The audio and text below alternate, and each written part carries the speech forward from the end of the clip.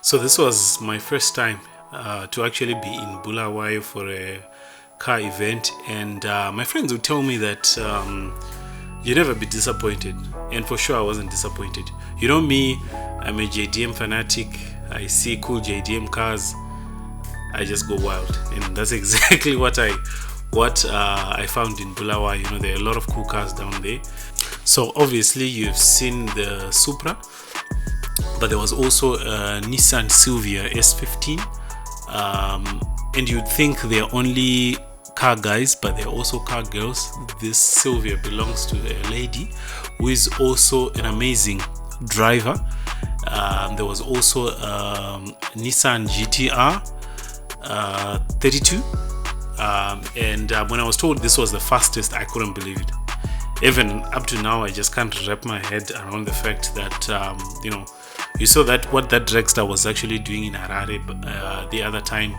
I just can't wrap my head around the fact that there's something that actually beats it, but yeah, it is there.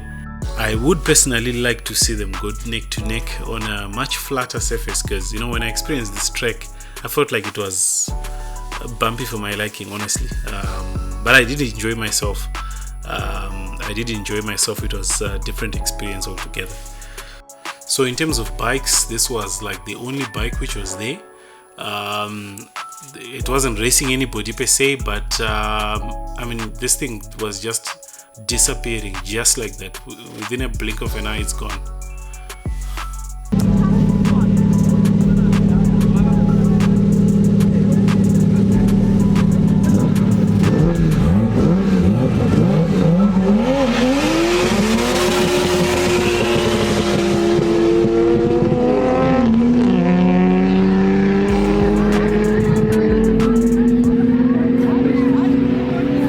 Tire pressure. Tire pressure. Tire pressure.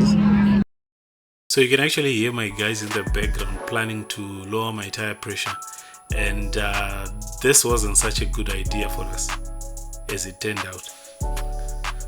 So that was like my first race of the day, and there was massive tire wheel spin, and thinking that lowering the pressure would actually help a lot. It did, but then it caused some problems for us.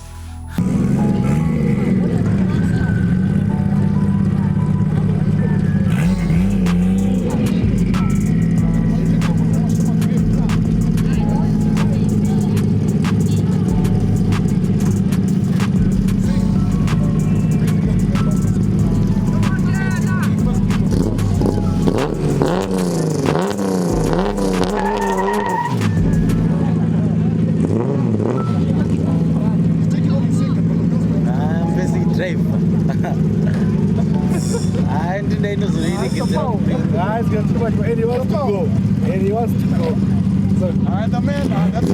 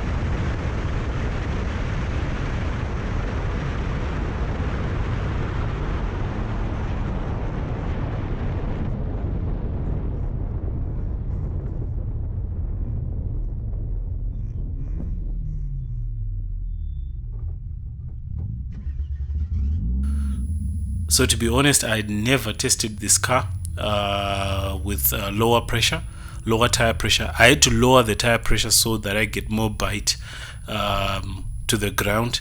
But what ended up happening, because I was launching it from second, was that I would see boost spikes. So when I get those boost spikes, I'm aware that probably those silicone rubber pipes that hold the boost pipes together will probably be cut by the clamps which are holding them tight, to a point that by the time I get to the fifth gear, which is the highest boosting gear, the fifth and the sixth gear, would then finish them off by completely popping them off.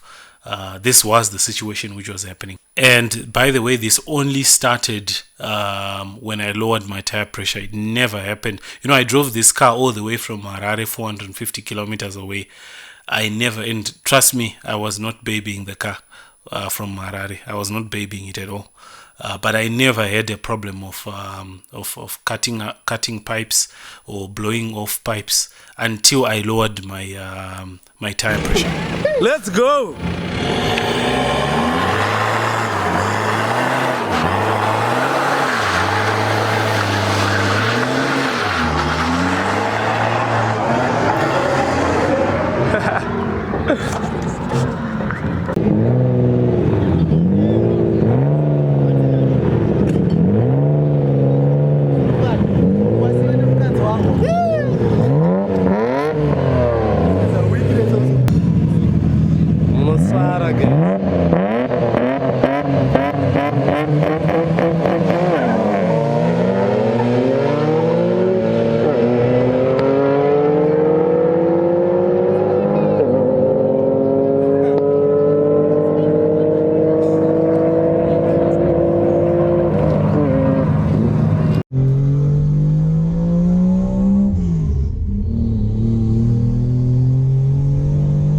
So in a few hours, I was patched up and leaving the pits. Now I want to make special mention to Philip. Philip is the gentleman who's driving the white BMW E39. Philip is also the chairman for Bulawayo Motoring Club. So what he did is humbling, to be honest, because he saw that we were having a problem, and you know, he came through and he was trying to figure out what the problem was. And when he saw that it was a pipe, he rushed me to his place, where he tore the whole place upside down, trying to figure out the right size pipe for my vehicle. And to be honest, if it wasn't for the help that we got from Philip, I was probably going to trailer or tow this car back to Harare. In fact, my mood for the day was done. I didn't want to race anymore. You know, this was so unexpected, to be honest. And because of him, I mean, this is, you know, you don't get people like that, to be honest. And I know he had said I don't owe him anything, but I'm probably gonna wait until he forgets all about me, and I'm definitely going to be sending a gesture. I'll tell you, this is one of the coolest car people that you ever meet. That's for sure. So going in the opposite direction, this was me and Martin just trying to test to make sure that we were getting the right amount of boost and everything was back to normal. And yeah, everything felt good. The way that the car felt when you came is exactly how it felt. So yeah, I was ready to go back in. But unfortunately, after I think one or two races after this, again I blew another pipe. And at that point, I made the decision that we were no longer racing this car, because the fear was that I would not be able to come back to Harare. I managed to patch it, obviously, using the materials that I got from Philip, but I wasn't sure I was going to make it if I kept doing it. So that was it. I know that a couple of fans were waiting for us there, and they really wanted to see us race. They really wanted to see the car go. For those that managed to see it, I'm sure you enjoyed watching us, but unfortunately we ran into issues. I will do a damage assessment video soon, because we saw that we were having issues with the coupler as well, the prop shaft coupler. And as I was driving back to Harare, I was probably driving slow as slow as 80 kilometers per hour, just to try to get it home. So my best times here was actually 14:77, and that's when I was starting to get comfortable on the track, but I ended up having those boost pipe issues, where I would end up coasting to the finish line, and I'm thinking I could actually do better. Maybe possibly we could actually get down to the 13s, the late 13s. That's what I think, but we'll see. I know there's more drags that are going to be coming very soon. It will be another opportunity to test the car before we send it on a diet.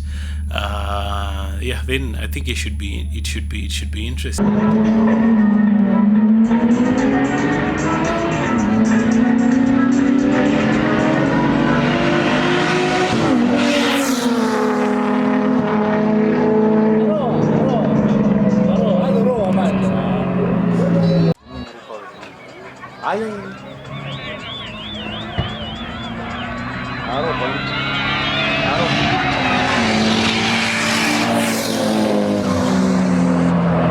Supra winner.